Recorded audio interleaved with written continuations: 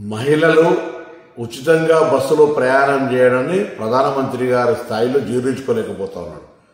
తప్పేంది, కొన్ని రాష్ట్రాలు అక్కడ నుండి మహిళల మీద వారికి ఒక ఆర్థికంగా ఉపయోగపడాలనేటువంటి ఆలోచనతో ఉచిత బస్సు సౌకర్యం కలిగించింది.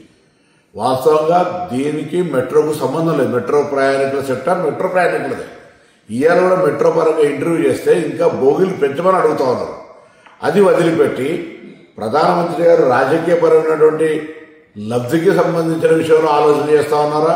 ఇంత బస్సు ప్రయాణానికి సంబంధించినటువంటి దాని మీద ప్రధానమంత్రి గారు ఎందుకు ఆ విధంగా వ్యవహారం చేస్తుందో తెలియదు. కానీ తెలంగాణ రాష్ట్ర ప్రభుత్వం కాంగ్రెస్ పార్టీ తప్పకుండా మహిళలకు ఎవరన్నీ తెలంగాణలో ఉన్నటువంటి హైదరాబాద్లో మెట్రో వాళ్ళు ఏం చేసినా ఇంకోరు ఏం చేసినా ఉచిత బస్ ప్రయాణం అనేటువంటి ఏ ఇబ్బంది భవిష్యత్తులో ఉండదు.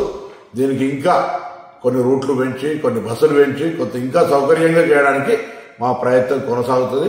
ఆ విషయాన్ని గమనించాలి. ప్రధానమంత్రి గారు మీరు మహిళల మీద ఆడిపోసుకోవడం బంద్ చేసుకోండి.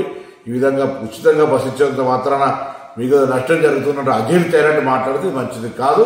ఇటువంటి చిన్న పరమైన వ్యాఖ్యలు చేసి ప్రధానమంత్రి స్థాయికి దిగజార్చుకోవద్దని నీతో చెప్తా ఉన్నాను.